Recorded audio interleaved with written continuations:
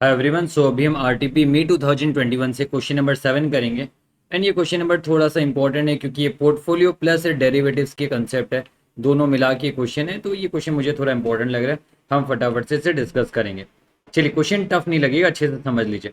यहाँ पर अब देखिए, ए लिमिटेड का पोर्टफोलियो जिसमें इसने एक्स लिमिटेड के शेयर खरीदे, वाई लिमिटेड के शेयर्स खरीदे, जेड लिमिटेड के शेयर्स खरीदे। नंबर ऑफ शेयर्स लैक्स में दिए हुए है ना, नंबर ऑफ शेयर्स किसमें, लैक्स में दिए हुए। 6 लाख नंबर है, 8 लाख नंबर है, 4 लाख नंबर ऑफ शेयर्स है। प्राइस पर शेयर भी हमें बता दिया, तो क्या हमें इन्वेस्टमेंट का वैल्यू पता चल जाएगा? यस, 6 लाख शेयर्स और 1000 का प्राइस है, तो 6000 लाख का इन्वेस्टमेंट है एक्स में, और वाई में 8 × 15 रेट यानी 12,000 का इन्वेस्टमेंट है वाई में, और जेड में है 2000 का इन्वेस्टमेंट। तो ये सारे लैक्स में, ये आपको ध्यान में रखना है, ये हमारा इन्वेस्टमेंट है। हमें इंडिविजुअली बीटा भी बता दिया इन्होंने, तो वेट्स इंटू बीटा करेंगे तो हमारा एवरेज बीटा आ जाएगा। ऑब्वियसली बात है, 6000 by 20,000 into 1.5, 12,000 by 20,000 into 1.3, 2000 by 20,000 into 1.7 करेंगे तो ये सारे हमारे एवरेज बीटा आ जाएंगे। यानी वेट्स होगा ना आपका, पहले वाले का वेट्स मुझे नजर आ रहा है 0.30 होगा 6000 बाय 20,000, दूसरे वाले का 0.60 होगा, एंड तीसरे वाले का 0.10 होगा 2000 बाय 20,000, ये 0.10 हो जाएगा। तो इस तरीके से मैंने क्या निकाला, एवरेज बीटा ऑफ पोर्टफोलियो निकालिया 1.40। अब आगे देखिए, क्वेश्चन में आगे क्या बोला। क्वेश्चन ने कहा कि the CEO is of the opinion that the portfolio is carrying a very high risk as compare to the market risk and hence interested to reduce the portfolio systematic risk to 0.95। ये क्या कहना चाहते हैं कि market से comparatively risky नजर आ रहा है, और हमसे पूछ भी लिया पॉइंट नंबर 1 में कि बताइए क्या ये सही बोल रहे हैं जो सीईओ का ओपिनियन है। तो देखिए ना, मार्केट का बीटा हमेशा 1 होता है, ये मैं पता है। मार्केट का बीटा विल ऑलवेज बी 1, वो हमेशा मार्केट का बीटा 1 ही होता है। जबकि हमारा बीटा 1.40 है पोर्टफोलियो का, तो ऑब्वियसली बात है एज कंपेयर टू मार्केट हमारा पोर्टफोलियो रिस्की है, क्योंकि मार्केट का पोर्टफोलियो का बीटा, मार्केट का बीटा यानी निफ्टी सेंसेक्स अगर हम एज्यूम करें तो इनका बीटा हमेशा क्या होता है, 1 होता है। तो इनका रिस्क तो 1 का लेवल है और हमारा रिस्क तो 1.4 है।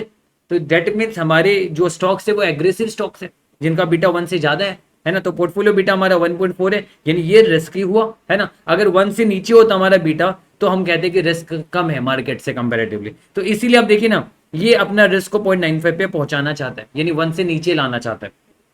चलिए, हमें क्या बोला गया, पॉइंट नंबर 1 दो तरीका में बताएगा। पहला तरीका पोर्टफोलियो का तरीका है एंड दूसरा फ्यूचर डेट इज डेरिवेटिव का तरीका है।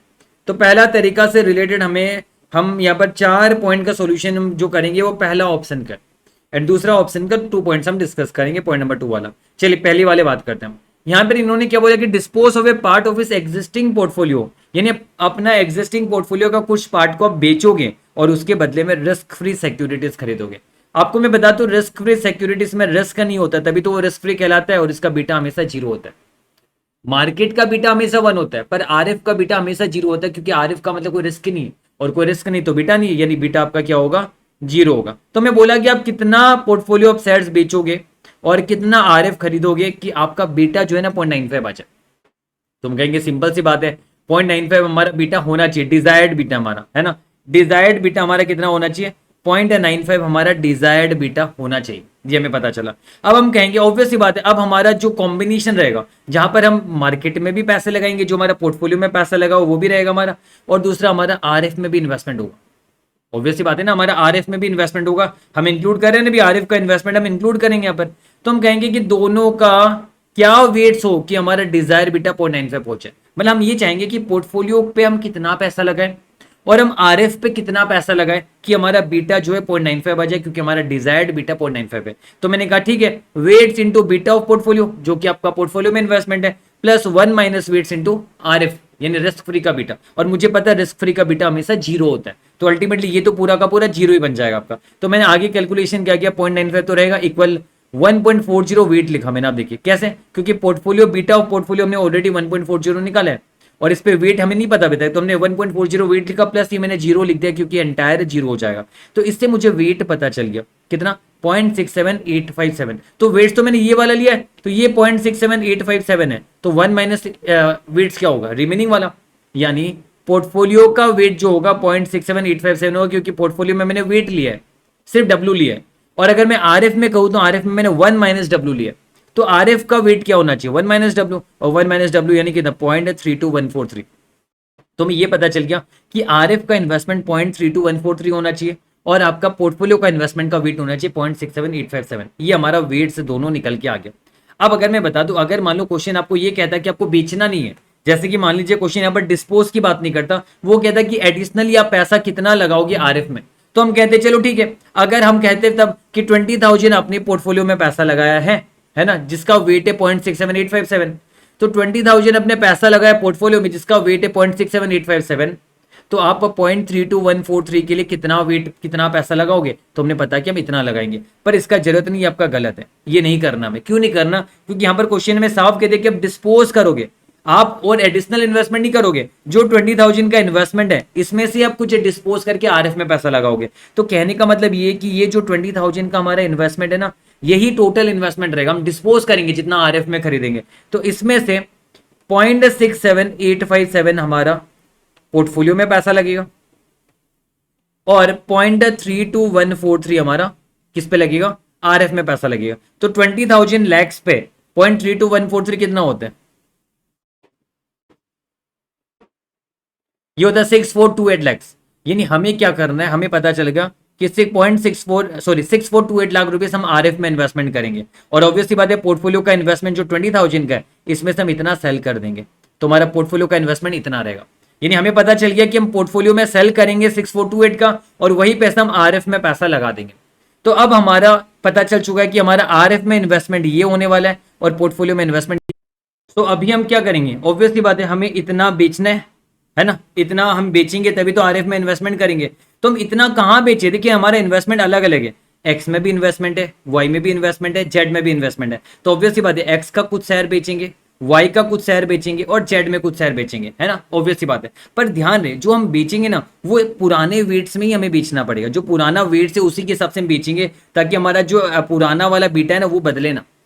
ऑब्वियसली बात है तभी तो उससे हमने अपना पोर्टफोलियो बीटा निकाला है ना। तो हम क्या करेंगे, ऑब्वियसली बात है इसी वेट्स के हिसाब से हम सेल करेंगे। तो वेट्स क्या आपका, ये देखिए 6,000 आउट ऑफ 20,000, ये 0.30 है, ये 0.60 है, ये 0.10 है। तो मेरा कहना ये है कि जो आपका 6428 है इसका 30% आप ए का बेचोगे उनका पुराना वेट्स के हिसाब से, इसका 60% आप बी का बेचोगे, और ये आ गया गलत यहाँ पर, ये 6428 होना चाहिए था,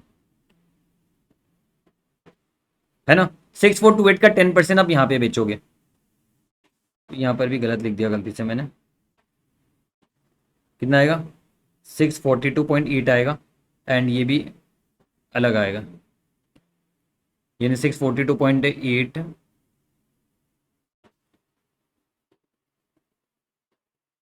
डिवाइडेड बाय 500, 1.2496 लाख शेयर्स। तो मैं पता चल चुका हम इतना बेचेंगे, एक बार देख लेता हूँ। 1.92 है, 2.57 और 1.28 है ना, देख लेता हूँ कितना आया।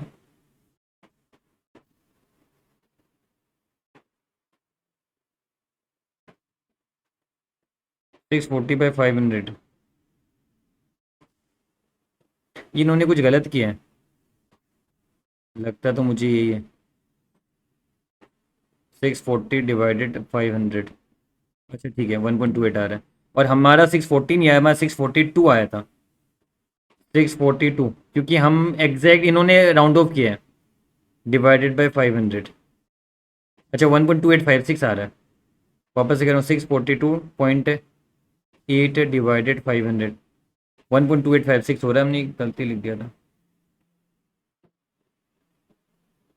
इतना हम शेयर्स बेचेंगे, मतलब अल्टीमेटली मैंने बोला कि 6428 लाख का आपको शेयर्स बेचना है। तो 30% ए का बेचोगे, 60% बी का बेचोगे, 60% सी का, 10% 30% ए का, 60% बी का, 10% हम बेचेंगे सी का, हमें पता चला।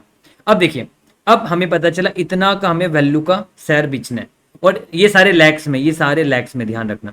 और एक शेयर का वैल्यू प्राइस हमें दिया हुआ, प्राइस पर शेयर हमें दिया हुआ, यहाँ पर क्वेश्चन ने दिया हुआ है 1000, 1500, 500, ये प्राइस पर शेयर है।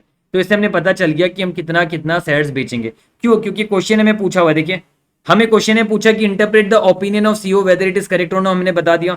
Advise the value of risk free securities to be acquired, तो हमने तो पहले क्वेश्चन देख के हमने बता दिया कि कितना हमें डिस्पोज करके एक्वायर करना है। तो रिस्क फ्री सिक्योरिटीज का वैल्यू हमने क्या निकाला था, 6428 लाख का हमें एक्वायर करना है। और नंबर ऑफ शेयर भी पूछा गया कि कितना हम कंपनी का डिस्पोज करेंगे, ईच कंपनी का कितना नंबर ऑफ शेयर्स डिस्पोज करेंगे। तो ये रहा, ये सारे नंबर ऑफ शेयर्स हम ईच कंपनी का डिस्पोज करने वाले हैं। ये हमने निकाल लिया। अब देखिए यहाँ पर पॉइंट नंबर बी हमने छोड़ा था, हमारे इन्होंने क्या पूछा, calculate the existing systematic risk of your portfolio. तो पुराना एग्जिस्टिंग क्या है, तो देखिए systematic risk of your portfolio आप कैसे निकालते हो, मार्केट के एसडी पे हम बीटा लगाते हैं और उसे स्क्वायर फॉर्म में कर देते तो सिस्टमेटिक रिस्क आता है। पर यहां पर आईसीआई ने सिर्फ बीटा को सिस्टमेटिक रिस्क माना है। क्यों, क्योंकि यहां पर भी सिस्टमेटिक रिस्क का बात 0.95 भी कह रहा है, मतलब बीटा को ये सिस्टमेटिक रिस्क कह रहा है। तो हम यहां पर क्या कहेंगे, आप कंफ्यूज मत होना, अपने रेगुलर जो कंसेप्ट है हम यहाँ पर सीधा बीटा ही लिख देंगे। 1.40 जो हमारा बीटा निकल के आया ना, वही इसका आंसर है। मतलब हमें पूरा बीटा मार्केट के एसडी में बीटा लगा के स्क्वायर करना, वो हमें नहीं करना है यहाँ पर। चलिए बस ये आपको ध्यान में रखना है, क्योंकि ऐसे भी वेरिएंस दिया हुआ भी नहीं यहाँ पर। तो ये दो हमने निकाला। पहले वाला सिंपल सी बात है, मार्केट का बीटा 1 था पर हमारा 1.4 है, तो हमने कहा कि रिस्की है। दूसरे वाले में हमने कहा कि हमारा बीटा की हमने बता दिया 1.4 है। तीसरे वाले में पूछा कि आरएफ कितना आप लाओगे, यानी कितना आरएफ पे इन्वेस्टमेंट करोगे, हमने निकाला था ऑलरेडी कि हम 6428 का आरएफ में इन्वेस्टमेंट करेंगे, हमने बता दिया। चौथे वाले में हमसे पूछा कि नंबर ऑफ शेयर्स बताओ, कितना कितना बेचोगे कौन से कंपनी का, तो हमने ये भी यहाँ पर बताया। हमने बताया कि यहाँ पर आप ना उसी रेशियो में, जिस रेशियो में आपका इन्वेस्टमेंट था उसी रेशियो में आप सेल करोगे। तो 30%, 60%, 10% सेल करोगे नंबर ऑफ शेयर्स के हिसाब से। हमने बता दिया number of share to be sold कितना कितना होने वाला है, ये हमने बता दिया। तो चलिए हमने पॉइंट नंबर 4 तक कंप्लीट कर लिया।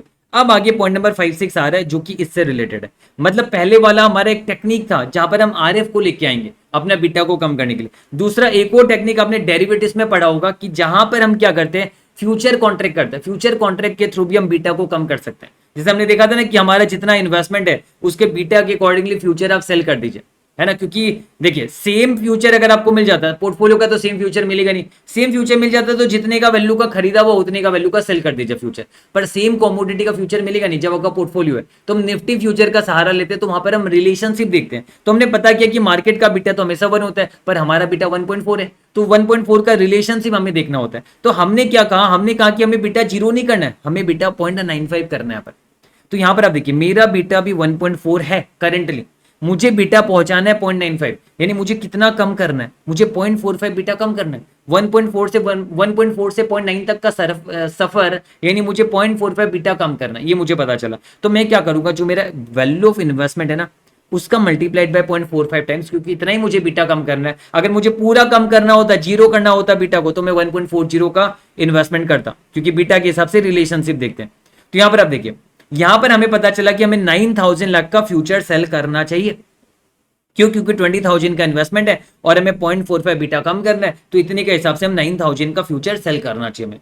अब साथ में इन्होंने क्वेश्चन ने क्या बताया, क्वेश्चन ने हमें साथ में ये भी बताया कि आपका जो फ्यूचर है वो करंटली 8250 में ट्रेड कर रहा है और लॉट साइज है 210 का। तो हम बता देंगे कॉन्ट्रैक्ट वैल्यू हमारा क्या होगा, फिर एक कॉन्ट्रैक्ट वैल्यू, क्योंकि लॉट साइज में आपका फ्यूचर में ट्रेडिंग होता है, तो 210 का लॉट साइज है और एक फ्यूचर का वैल्यू है 8250, एक फ्यूचर का इंडेक्स। तो अल्टीमेटली हमें पता चला कि एक कॉन्ट्रैक्ट का वैल्यू होगा 1732500, और तब हमें तो इतने का फ्यूचर सेल करना है ना। इतने का फ्यूचर अगर हमें सेल करना है तो नंबर ऑफ कॉन्ट्रैक्ट कितने में एंटर करेंगे, हम कहेंगे 9000 लाख का हमें फ्यूचर सेल करना है, एक कॉन्ट्रैक्ट का वैल्यू है इतना, तो डेट मीन हमें 519.48 नंबर ऑफ कॉन्ट्रैक्ट्स हमें करने, मतलब इतने सारे 519.48 नंबर ऑफ कॉन्ट्रैक्ट्स कर रहे हैं। पर पॉइंट में तो कॉन्ट्रैक्ट्स होगा नहीं, तो 519 कॉन्ट्रैक्ट्स कह सकते हैं, 520 कॉन्ट्रैक्ट्स कह सकते हैं। ऐसा क्वेश्चन अपने फ्यूचर में भी क्या होगा, मैंने डेरिवेटिव का रिविजनरी वीडियो डाला, वहां पर भी मैंने ये चीज समझा अच्छी तरीके से। ऐसा क्वेश्चन मैंने अच्छी तरीके से करा है आपको रिविजनरी वीडियो में। तो यहां पर हमें पता चल गया कि हम इतने का कॉन्ट्रैक्ट एंटर करेंगे। अब मुझे क्या पता चला, पता है, मैं 519 का कॉन्ट्रैक्ट एंटर करूंगा जिसका लॉट साइज है 210 का और फ्यूचर है 8250 का, और आप इन तीनों को टोटल मल्टीप्लाई कर लीजिए, आपका देख लीजिएगा यही आएगा 9000। दिखा देता हूं मैं आपको, 519 और लॉट साइज कितना है 210 का लॉट साइज है और फ्यूचर का वैल्यू है 8250। तो आप देख सकते हो 89 लाख का 8991 लैक्स आ रहा है। तो आप बोलोगे सर 9000 लैक्स तो आया नहीं, थोड़ा सा कम है, क्यों आया, क्योंकि हम 519.48 है, पर हम 0.48 पे तो कर नहीं सकते हैं, हमें तो 519 या 520 करना पड़ेगा। तो डेसिमल उसमें आपका लिमिटेशन है, लॉट साइज का लिमिटेशन की वजह से एग्जैक्ट हैजिंग नहीं होता, हल्का सा फर्क है, वो मैटर भी नहीं करता। तो यहाँ पर वो मैटर नहीं करेगा। तो हमें पता चला इतने का कॉन्ट्रैक्ट का हम फ्यूचर सेल करेंगे। तो अल्टीमेटली मेरा कहना ये है कि अब हमने इतना का फ्यूचर तो सेल कर दिया। तो यहां पर हमसे क्वेश्चन में पूछा भी ये पॉइंट नंबर ई में कि आप बताइए कि कितना नंबर ऑफ निफ्टी कॉन्ट्रैक्ट्स आप खरीदोगे या बेचोगे। हम तो बेचेंगे, है ना। तो हमने बताया कि 519 का हम नंबर ऑफ कॉन्ट्रैक्ट्स 519 कॉन्ट्रैक्ट्स हम बेचेंगे, फ्यूचर में बेचेंगे। फिर लास्ट में पॉइंट नंबर एफ में हमसे क्या पूछा कि आप बताइए नया सिस्टमेटिक रिस्क अब ऑब्वियस सी बात है, यहाँ पर सीधा आप कह सकते हो कि नया सिस्टमेटिक रिस्क 0.95 ही तो होगा, क्योंकि 0.95 में पहुंचाने के लिए ही तो आपने क्या किया, इतना सारा मेहनत किया है। तो यहाँ पर अगर आप बोलोगे सर आंसर तो यही है 0.95 ही होगा नया सिस्टमेटिक रिस्क, नया बीटा आपका यही होने वाला है, पर फिर भी हम प्रेजेंट करके बता देंगे। तो हम कैसे बताएंगे? अब यहाँ पर देखा कि इन्होंने कहा कि मान लीजिए निफ्टी फ्यूचर अगर 2% से राइज होता है बाद में, तो हम ये कहेंगे कि अगर निफ्टी 2% से राइज होता है, अगर निफ्टी 2% से राइज होता है, और जबकि हमारा पोर्टफोलियो जो है एग्जिस्टिंग, अगर मैं पोर्टफोलियो की बात करूं, पोर्टफोलियो का बीटा तो हमारा क्या है 1.40 है। अरे 0.95 में पहुंचाने के लिए हम फ्यूचर कॉन्ट्रैक्ट में एंटर करें, मतलब portfolio along with future contract, portfolio का investment along with future contract दोनों को मिला दे तो हमारा 0.95 का बीटा आएगा, क्योंकि दोनों को मिला के हमने फ्यूचर कॉन्ट्रैक्ट किया तभी तो हमारा बीटा कम हुआ है। लेकिन अगर मैं बात करूं सिर्फ और सिर्फ पोर्टफोलियो का, तो सिर्फ और सिर्फ पोर्टफोलियो का तो आज भी बीटा 1.4 ही है। तो मेरा कहना यह है कि अगर निफ्टी 2% से बढ़ेगा तो आपका पोर्टफोलियो जो है वो 2.8% से बढ़ेगा। क्यों? क्योंकि बीटा 1.4 है। बीटा 1.4 का मतलब क्या, निफ्टी जितना फ्लक्चुएट करेगा उसका 1.4 टाइम्स पोर्टफोलियो आपका फ्लक्चुएट करेगा। तो मैं पता चल गया निफ्टी 2% से राइज होगा, यानी स्टॉक पोर्टफोलियो जो है 2.8% से राइज होगा। पर ये हमेशा जरूरी नहीं ऐसा होता है, ये हमारा एजम्पशन रहता है। अगर क्वेश्चन कुछ ना कहे तो हम ये मानते हैं कि चलो जो भी हमने किया वो सारे रिलायबल है और 2.8% से हमारा पोर्टफोलियो बढ़ेगा। अब फ्यूचर सेटलमेंट हम अलग से करेंगे, स्टॉक हम अलग से देखेंगे। तो फ्यूचर सेटलमेंट हम कैसे कहेंगे? हम कहेंगे कि देखिए हमारा फ्यूचर सेल ऑलरेडी क्या हुआ था, 519 कॉन्ट्रैक्ट्स, लॉट्स है 210 का, और 8250 में हमने जो इंडेक्स उस टाइम 8250 था उसमें हमने सेल किया था। अब सौदा काटने के लिए हम बाई करेंगे कितना, सेम 519 कॉन्ट्रैक्ट्स बाई करेंगे 210 करके, और वो तो आज के प्राइस में बाई करेंगे। तो आज का प्राइस क्या होगा? आज का प्राइस तो आपका 2% से निफ्टी बढ़ा हुआ है, तो पहले का जो 8250 था वो 2% से बढ़ गया ना, यानी 8415 हो गया। तो आज का प्राइस हमारा 8415 हो चुका है। तो हमें पता चला कि फ्यूचर सेल इस प्राइस पे हो रहा है, बाई इस प्राइस पे हो रहा है, तो अल्टीमेटली हमारा लॉस आ रहा है कितना, 179.8335 लैक्स का नुकसान है हमारा, इतने का हमारा नुकसान आ रहा है ना। तो इतने का हमारा फ्यूचर सेटलमेंट में नुकसान है। अब स्टॉक की बात करें तो स्टॉक में तो हमारा बाई पोजीशन था, इन्वेस्टमेंट क्या हुआ था 2000 लाख का, 2000 लैक्स नहीं, ये 20,000 लैक्स है, 20,000 लैक्स का हमारा बाई पोजीशन था। और अगर मैं बात करूं 20,000 लैक्स का बाई पोजीशन था आपका, और ये जो है ना 2.8% से बढ़ गया, तो सीधा फायदा आया, 560 लैक्स का सीधा फायदा आया, क्योंकि अब जो वैल्यू है वो 20,560 लाख का वैल्यू हो जाएगा अभी पूरा का पूरा, क्योंकि 560 लाख का प्रॉफिट हुआ, 2.8% से स्टॉक का वैल्यू बढ़ गया। तो हमें पता चला लॉस हमारा इतना हुआ और प्रॉफिट हमारा इतना हुआ, तो नेट में प्रॉफिट हमारा कितना हुआ, नेट पर प्रॉफिट हुआ हमारा 560 लाख का प्रॉफिट हुआ, और इतने का नुकसान हुआ। कहां से? टोटल इन्वेस्टमेंट तो हमारे 20,000 लाख का, क्योंकि फ्यूचर में थोड़ा पैसा लगाते हो तो मार्जिन देते, मार्जिन को हटा दो तो पैसा तो टोटल इतना ही लगता हमारा। तो अल्टीमेटली हमें पता चला कि नेट प्रॉफिट हमारा 1.9% हुआ, यानी फ्यूचर को मिला दे और स्टॉक को, दोनों को मिला दे, दोनों को मिला के देखें, क्योंकि फ्यूचर में नुकसान भी तो हो रहा है, फ्यूचर और स्टॉक के दोनों को मिला दे तो नेट पे हमारा प्रॉफिट आ रहा है 1.9% का। कब ऐसा हुआ? जब निफ्टी आपका 2% से बढ़ा ना, तो हमारा प्रॉफिट 1.9% से बढ़ा। जब निफ्टी आपका 2% से बढ़ा तो आपका प्रॉफिट 1.9% से बढ़ा। ये इंडिकेट क्या करता है कि 2% का 0.95 टाइम्स आपका प्रॉफिट हुआ, क्योंकि 2% 1.9% बाय 2% आप कर लीजिए, गलत लिखा हुआ है यहां पर, आप कर लीजिए 1.9% बाय 2% डिवाइड बाई 2.95 आएगा आपका, तो 0.95 का आपका बीटा आ जाएगा। तो अल्टीमेटली सिंपल सी बात है। तो मैंने कोशिश किया कि मैं अच्छी तरीके से आपको समझा सकूं, मैंने सारा चीज समझा दी आपको। मैं बस एक बार रिकैप दे रहा हूं कि मैं क्या कर रहा हूं। सबसे पहले हमने क्या किया था, सबसे पहले हमने बीटा ऑफ पोर्टफोलियो निकाला, 1.40 हमारा निकल गया, और हमने कहा कि मार्केट का बीटा 1 है तो पोर्टफोलियो आपका रिस्की है। दूसरा पॉइंट नंबर 2 में इन्होंने सिस्टमेटिक बीटा पूछा, सिस्टमेटिक रिस्क पूछा, हमने बीटा 1.4 बता दिया।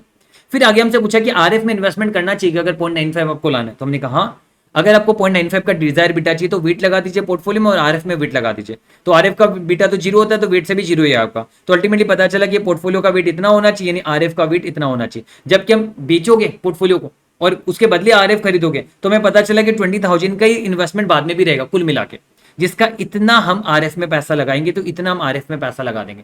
अब ये जो आरएफ में पैसा लगाएंगे तो इतना हमें शेयर्स बेचना पड़ेगा, तो हम शेयर्स कैसे बेचेंगे? हम क्या करेंगे, उसी प्रोपोर्शन में बेचेंगे जिस प्रोपोर्शन में आपका इन्वेस्टमेंट है। तो हमने बेचने का नंबर ऑफ शेयर्स निकाल लिया, ये कर लिया। फिर आगे ये सारा करने के बाद पॉइंट नंबर 5 में हमसे पूछा गया फ्यूचर मार्केट की बात बताओ हमें। तो फ्यूचर मार्केट में हमें बोला कि आज फ्यूचर ट्रेड कर रहा है 8250 में और 200 कैंड का लॉट साइज है। हमें बीटा को 1.4 से 0.95 पे लाने, यानी 0.45 हमें कम करना है बीटा को। तो 0.45 कम करना है यानी फ्यूचर सेल करना है, तो 20,000 लैक्स का 0.45 यानी 9,000 लैक्स का फ्यूचर हमारा सेल होगा।